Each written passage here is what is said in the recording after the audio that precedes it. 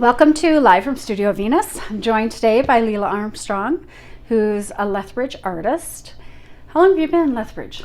20 years now. 20 years. I know, it's amazing. So you came after me. I think I've been here 30. It's like I kind of have to claim it now, right? Yeah, you do. When you're here this long, you have to be a lesbian, Lethbridgian, whatever it is, the proper thing.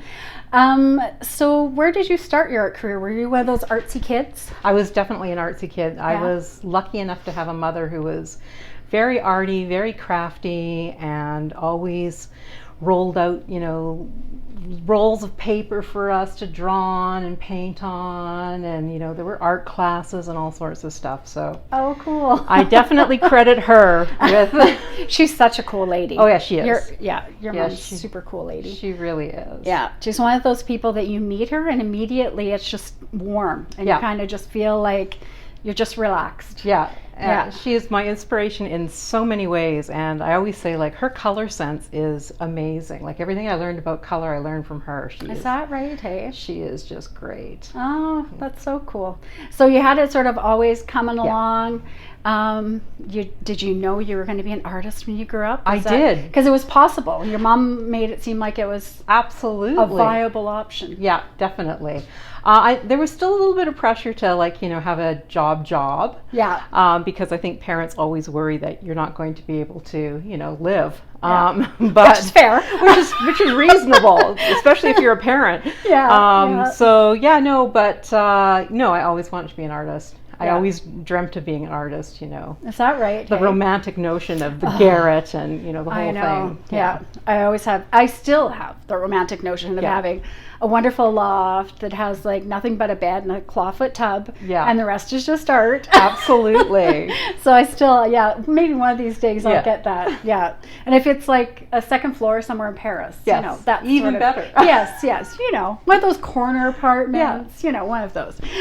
But anyway, so, and then you went to, where did you do your university? I started off at Kwantlen College in Surrey, which was, it used to be Douglas College, and I went there either the first or second year it turned into Kwantlen. And I was very lucky to have like some wonderful instructors there. So are you from out west? Yeah, absolutely. I'm a Vancouver girl. Yeah. Okay. And then from there I went to NASCAD, and then from NASCAD I went to SFU. From SFU I went to Concordia. Oh wow! And now I'm at the U of L, so I get doing around. Doing your PhD. Yes. Yeah. And so you're doing it. Is it in the psychology department? It's in evolution and behavior. In the psychology department. And who was your supervisor? Louise Barrett. That's who I was wondering if it was. And Peter Hensey. They're co-supervising. Oh, very cool. Yeah, so they've done some really neat work. Oh yeah. Yeah. So should we just get in and talk about that? Get your PhD, because part of your, I guess the last exhibition I was thinking was the Backyard Wilderness. Backyard Wilderness. And that's part of your PhD study, is it? Yeah, it is. So I really wanted to, I had this belief that people feel that they're separate from nature, that we act on nature, but that we have dominion over nature, or that we aren't quite part of it. And, and I was wondering, like, when people see, a skunk or a raccoon in their yard, do they see that animal as still being wild? Do they still see that animal as part of nature? And do they see themselves as also being part of that same nature? Mm-hmm. So these were the kind of questions I was really interested in. So I started putting cameras around town in people's yards and interviewing them and just seeing what showed up in their yards and finding out, how they felt about those animals being there, whether they even knew they were there, because a lot of the time they have no idea they're there. Yeah. And and then I did an online survey which went over really, really well. I had over 1,000 people respond to it. That's great. And just to kind of gauge Lethbridgians, lesbians, ideas about wildlife, urban wildlife specifically. Right. Yeah, so I've just scheduled my comprehensive exams. So that's kind of where I'm at right now. And then it's, analyzing the data, writing it all up, and Oh, that's exciting though. It's been it's sort of like a little bit of the talk of Lethbridge too, right? Oh, because of people seeing what's there, or oh, I saw your yard was on here. Because it was cool. You were posting it on Facebook and that too, so that we could all kind of see. Facebook and Instagram and Twitter. I had it all going out there when I was having the cameras in people's yards. And then I did a billboard project. Was it last year? No, the year before last. It's like, Wow. And it's 2021. Just in case you didn't know that. I am in shock. I know, me too. How did that happen? It's the pandemic. I know. I just saw or heard or something where someone said, "Oh no, it's okay. You don't need your ID." I saw the end of your license doesn't have a 0. Right. And I was like, what? And then I realized, oh yeah, like all of 2000. 2000s, and it's that's shocking. 21 years ago. Absolutely. Anyway, absolutely. sorry, I digressed. Oh no, that's okay. So then I did a billboard project using images from the backyard cameras. I did a show down at the Helen Schuler Nature Center, which is opening next month in Okotoks. Oh, cool. So that's fun. And then I'm going to do another backyard wilderness exhibition at CASA. Probably it'll end up being in spring 22 just because of COVID, the way it's going to get bumped. And that's going to be looking at kind of representing the data and all the information that I've accumulated, but in an analog way, in a non-screen based kind of way. So, Well, and one of the other cool components of your backyard wilderness was the skunks. That you and the community helped build. Right? That was wonderful. I was so happy that people were willing to come in and, play with me and talk about skunks and just, get dirty and make their creations. There was Can you just explain a bit what you did for that? For those who might not have seen it? I did a residency at CASA. And my goal was to make 100 clay skunks, and there ended up being 111. I know, I was going to ask why 111, but that's was just the way it happened. Okay. Just because, in case some get lost in the kiln and the firing, you have to have a few buffer, but they all made it through thanks to Erin Hagen. And I would hold workshops at CASA. People would come and sit around and help me make the skunks, and there were some spectacular skunks. Somebody made a 2-tailed skunk and an 8-legged skunk, and there were just so fun. Some fabulous skunks, and it was just wonderful. It was like for me, that's the best part of making art is process, and working with other people makes it even better. Well, speaking of that, because when I was looking sort of through your work, and I know you also for the work you've done collaboratively and then collectively, like you sort of had different projects that you were doing. Oh gosh, you have to say them to me now. 12-point buck and that was I was in for 12-point buck. Because then that was like a duo, right? Yes, with Chai Duncan. That was a lot of fun, and we met being on the board of Trapdoor Artist Run Center. And we discovered that, I was at home, or not at home, but out in parks and gardens taking pictures of plastic animals with camera in people's gardens and out in front of the library and stuff. And he was at home taking images of ornaments of birds. And we started to just talk about, nature as a cultural construct and our ideas around nature and, how we felt about it. And we were kind of like not exactly lined up, which was kind of nice because then we could, have a real interesting exchange. And that was wonderful. It was wonderful working with him. And we had a good time. There was some amazing work that came out of that as well. And it has such a sense of humor to it, right? I was thinking of the different pieces of yours we own, and one was when you were doing the pictures of the bears and things like that. So I think it was a bear with a fish is the one we have in the river, the creek or something. So I was like, I know there was one from one of those in Absolutely. there. But they're so fun, and a lot of the stuff of yours has a real whimsy to it. Right? That's very important to me.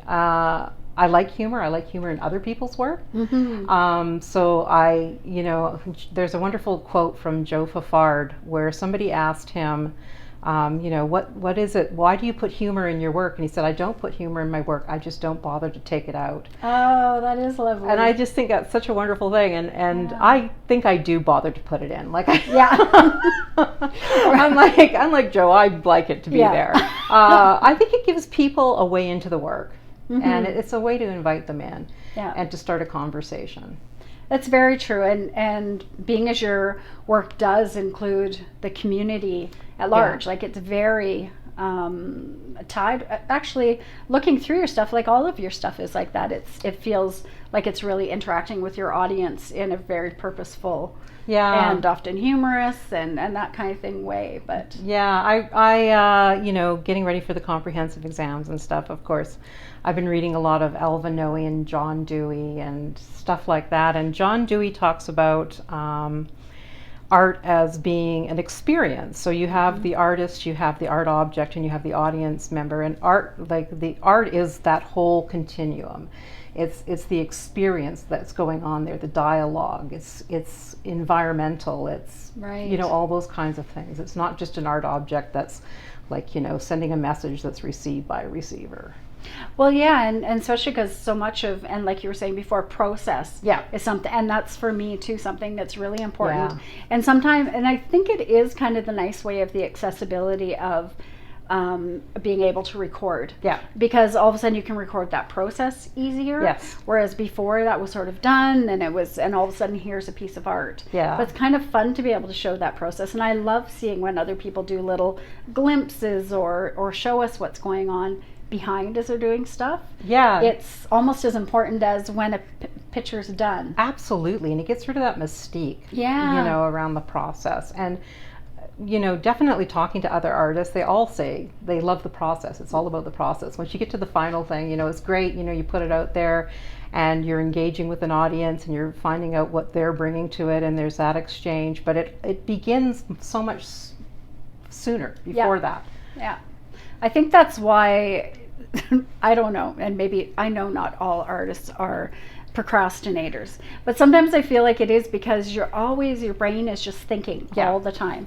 And so sometimes, yes, it might seem like I leave it till the last minute, but I don't really, right? Because your brain is sort of going through all that and processing things. So by the time you kind of get to that process of making something, we're doing it, because I don't know, I think our maybe I'm thinking too much myself, but I think our brains are always going as artists. Completely. I mean, I think things are always percolating and always aware. Right? Absolutely. And I don't know if you do this, but I often dream the solution to problems I'm having with my work. It's like it just happens, because obviously the brain is still working through it. It's like I'm more I dream, and it's not actually the right answer. I'll dream and think, oh, I know, blah, blah, and I get that, no. So it's nice that your dreams give you the actual answer. Sometimes I really do. I really do. I remember way back in the 80s, and it's hard to believe that that long ago I was at NASCAD. But I can remember having this, assignment of having to do a self-portrait and dreaming it in its entirety, and just executing what I dreamt. It was like such a satisfying no kidding feeling. Wow. That's when you really do have to think it's a gift. I don't know. Even though I totally, I don't believe in genius, I don't believe in talent or any of those kinds of things. No. But, so then you also have done some sort of more collective work, or I'm not sure if you guys like Medium, whether you consider that a collective, because there's 4 of you, right? So how is that working? I mean, of course it's a completely different project. Maybe you can again just sort of say what Medium is for people. So Medium is metaphysical explorations and divinations, investigating magic. I can't even remember. It's been a couple of years since we've done something, and basically we just really were interested in pushing people around that notion of belief, what you're willing to believe, what your faith is, you know what I mean, how much you're willing to give over to another person, and around being, clairvoyancy and mediums, and surprisingly enough, people are so generous. They will sit down and share with you in ways that you just never imagined. It was every time I was just amazed and really pleased at all the interactions that I ended up having with people. It was a great project. Yeah. And was that, I think it came after, but remember Trapdoor had that Curiosities and whatever that was in the It started with that. Yeah, that was definitely the trigger that launched Medium. Yeah. That was a really fun project. Yeah. But again, I went there and did, I think I called it face. You could either get a face reading, a tarot card reading, or a poetry reading. Yeah. Which no one chose a poetry reading. But everyone wanted the face reading. And in a way, it kind of freaked me out because I came in there in a really like, haha, it's going to be funny. Yeah. And people took it very seriously. Like you say, people are very generous and they're very inquisitive and they want to know, do you see something I don't see? Or can you tell me if what I see is, I don't know. There's just this real willingness and openness to try and find out what you think. When you say generous, that really does. I mean, my performance name was Charlatan. I know. So I was, totally amazed that anybody took me even vaguely seriously. I always love that punny name, though. Yeah. It's good. And I would do country western divination. So I would sing a country western. Really? I would sing them this country western song, little Dolly Parton or, some such thing. And then I would interpret what it meant for them. And people, a lot of people would laugh and just, take it all in stride. But some people were like, really into it. You know what I mean? And a couple of eerie things would happen occasionally. Like there was one person who, no matter what, they always drew the same card. They always got the same song. You know what I mean? And I thought, like, this is kind of spooky. But you're charlatan, so you can't. Yeah, that's right. But so with what you're working on now, is that something that you are going to, do you see it evolving into something different? Are you going to be... I think it's something, I mean, we started working on these issues, or I did way back with 12 Point Back, nature. And is that when you first started working with nature, for lack of a better word? Yeah, absolutely. Okay. And then I did the project with the taxidermied coyotes that had the dioramas built on them too. And so, I mean, it's definitely like, my interest in animals and our relationship to nature it's been around for like over a decade now. Right. It's definitely there, and I can definitely see it going on after the PhD for sure. Right. Yeah. Well, even with your coyote project, which one did that one come out? Do you know? Or I think that might have been 2014. Yeah. Oh, boy. Hey. Yeah. And that, again, the animals in there's a whimsical feel to it. Even like your little houses, right? With the little, one I remember looking at had the little rabbit. Yes, absolutely. Sort of looking out. Yeah. And so here, even in these spaces, ones that would be man-made were inhabited by animals, right? Yeah, absolutely. I don't know. Yeah. Yeah. What was coyote for you? What were you? So for me, I really wanted to kind of do this reversal where the animals loomed large in our world instead of us looming large in theirs and having such a often devastating impact on their environment. Right. I wanted to switch it up where they were huge and we were just like these little tiny miniature things, Yeah. And just kind of play with that concept. And so it was definitely playful, but using taxidermy is definitely, I think, there's a line there that you're kind of playing with. Yeah. Yeah. Well, and it used to make me chuckle because I would see photos that you posted on Facebook or Instagram or whatever, where you have like another taxidermy thing that arrived or something. Yeah. And your wife was like, you've got like all of these stuffed. Yeah, absolutely. Well, I mean, because most of the stuff that I get it starts off as roadkill, and then you have to take it to Fish and Wildlife, and they examine it and make sure that it really was roadkill. You didn't go out and harm this animal in any way. Oh. And then they certify it, and then you're able to take it to a taxidermist. So you didn't just sort of acquire, I mean, you did get these animals, but you actually went and got them all taxidermied and everything? Oh, yeah. I didn't know that. Oh, yeah. Yeah, I do have some that people gave me, which was wonderful. But Oh, so how was that process? It's really, I mean, I work with a guy over on the north side who his business is called, I'll do a plug for him, Art of Taxidermy. He is a wonderful, very accomplished taxidermist. He specializes, I think, is birds is his real thing, but I think he says the money is in mammals. So, you gotta have deer and stuff like that. Yeah. But he does beautiful work, and so I take him the animal and tell him how I want it to be, kind of like, I brought the farmhouse for the hawk to go on, I want the hawk to sit on this farmhouse and be looking down, and so it's been really wonderful to work with him. Oh, I had no idea you did that. That is sort of almost more compelling too, and it must have been for you. Talk about process. So here you're having this process literally sort of going, and were you there when he did any of the taxidermy? No, but I'm really fascinated by it, and I would love to one day apprentice and actually find out how you do it. Yeah. Yeah, absolutely. So he didn't let you sit in his... No, he's a very busy guy, I think, Yeah. Oh, cool.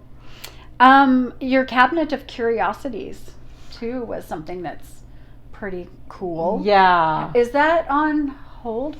It's on hold while I'm doing grad school, right. And then I'm sure it'll come back again. Yeah. It needs a rest. I think it needs a little bit of a breather, and people can then come back to it fresh and new and have new concepts. So people know Cabinet of Curiosities. Yeah. It was a biannual exhibition dealing with issues around LGBTQ, identity and history, but it wasn't reserved to just gay, lesbian, trans, bi artists. It was like anybody in the community who wanted to address those issues, address that history, and make work about it. Yeah.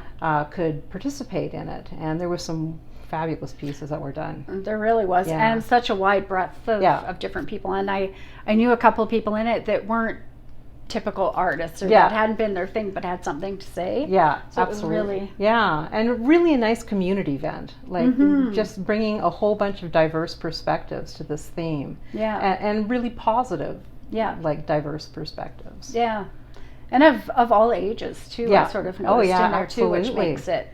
Yeah, definitely really interesting for sure. Well, so when are you going to be done you're not supposed to ask people when you're done PhD, are you? That's like the worst question in the world to ask. But it'll happen again. It'll happen again. Yeah, for sure. Yeah.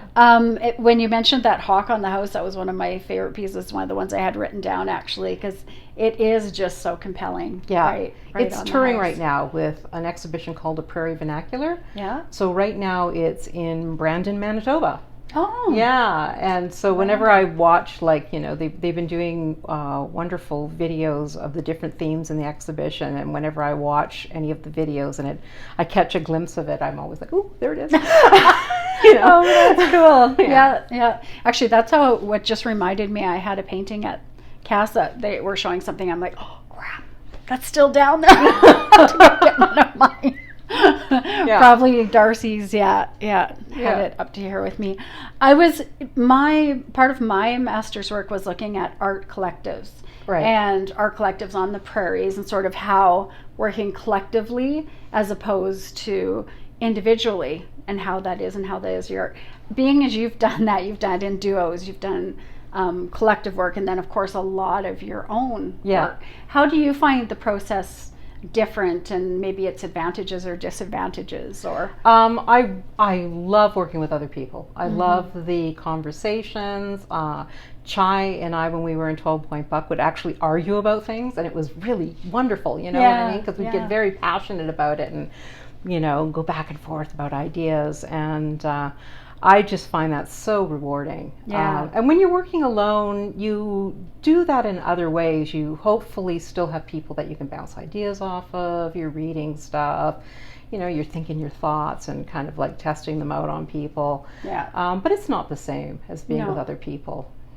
That's what I find too, that conversation and the challenging, right? So challenging different ideas and what's going on is fantastic. It's nice to have that collaboration.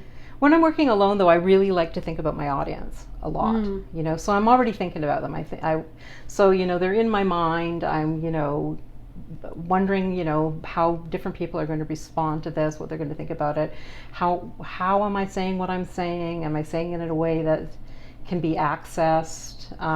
You know, and also knowing that you put things out there and people can either completely reject them, or they can read against the grain of what you're doing, which is, you know, marvelous, and do whatever and do whatever the heck they want, and that's like truly the magic anyways. I mean, that's wonderful. But I'm hearing that interaction with your audience is super important to you. Definitely. So no matter if it's solo or collaborative or whatever work it is, collaborating with your audience. Collaborating or even just emoting emotion from them, hey? Or I definitely think of it as like a collaboration, because the work is, you know, to me it's not art unless you have an audience for it, you know. But if it sits at home, and like, it becomes art when people engage with it and when they start to use it and think about it, and it gets them discussing things, and you know, it makes them think about different things in their lives, and you know, that's when it becomes art. That's art. What a lovely way to put it. Yeah. Well, hopefully we'll be able to collaborate one day. Yeah, that'd be great. When lives come back to some normalcy and we don't have to wear masks any much farther than that. But yeah, that would be really cool. Yeah. Well, thanks for coming and talking to me today. Well, thanks for having me. Yeah, it was nice to learn a bit more about you. And what we'll maybe do is, if you don't mind sharing, maybe we can even get some images that I could put on the end of the video. And then it's always nice to have some links where people can see your work. We'll post your website that you have. And excellent. That's again. So thank you, Leila Armstrong. Thanks again. You. All right. Cheers.